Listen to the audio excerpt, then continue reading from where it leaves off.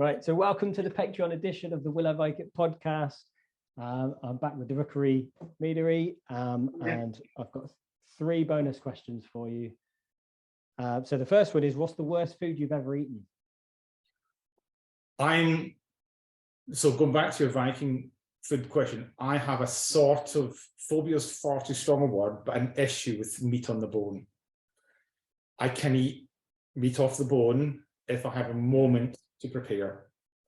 And it's something when I order food, I'm a little bit careful. So if it's a chicken thing, is it chicken leg or chicken breast? I need to check. So meat in the bone is something I have difficulty with. I'm quite broad.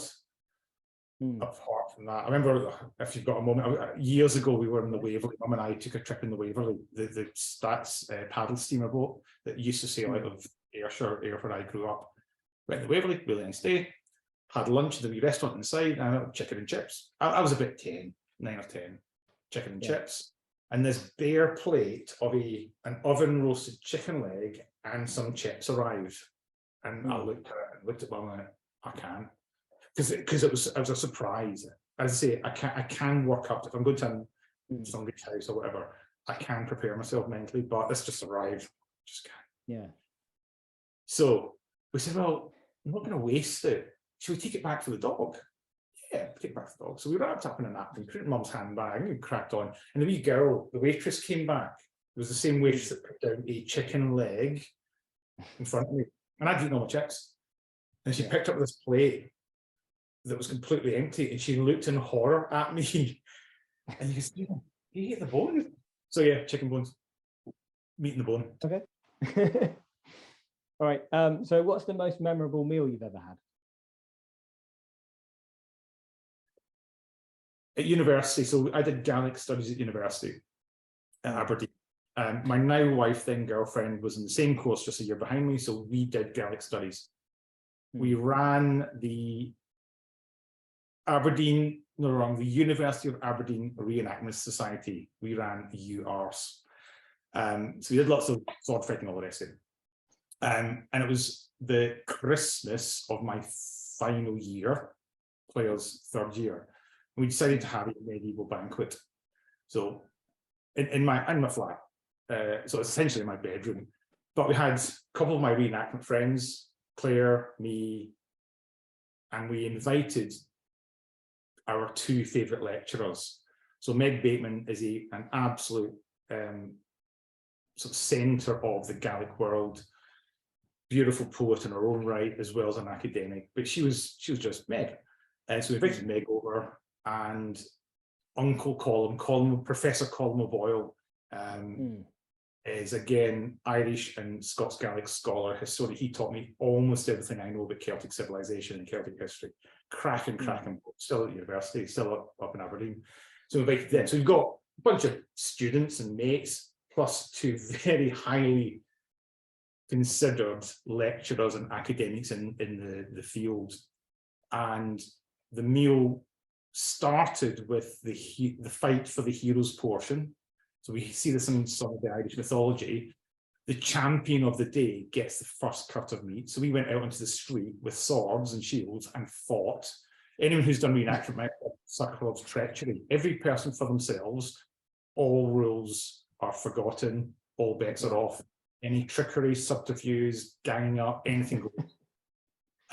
So my friend Wolf won the hero's portion that day. Meg and Colin were looking out the window going, what's going on?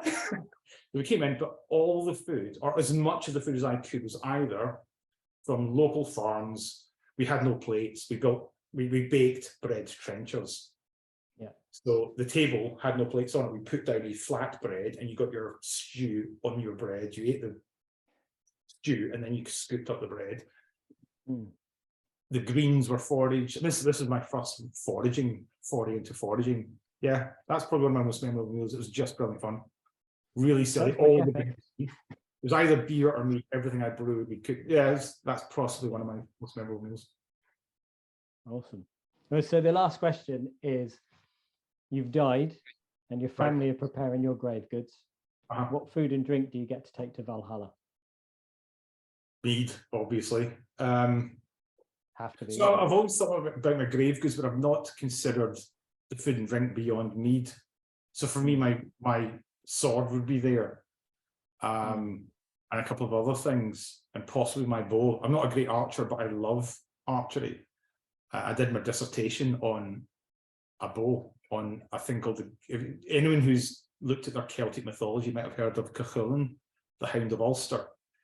It's on one of the 4 cycles of Irish mythology, and it's known as the Handbow Cooley, or the Cattle Raid of Cooley. So Cuchulainn defended Ulster against the combined armies of Meath, Connacht, and then the other one, Leinster. And most renditions talk about a magical thunderbolt weapon gift from the gods. It wasn't. It was a bow. And so my dissertation was an archaeological, physical modelling of that weapon. Yeah, food and drink, it'd have to be mead. Mead and bread. Probably mead and bread. Yeah. Any particular bread? Bread is about as basic as it gets. I mean, our earliest agrarian ancestors in the Fertile Crescent just started grinding grains and cooking them. And even before that, even before we were agrarian, in the hunter-gatherer phase, we were still gathering grains, grinding them and heating them by the fire. Kind of goes almost as far back as food goes. Yeah, something like that maybe. A nice basic bread. Yeah. Awesome. Well, thank you again for coming on. Absolute pleasure. And thank you to the Patreons, and I'll see you next week. Cool. Bye.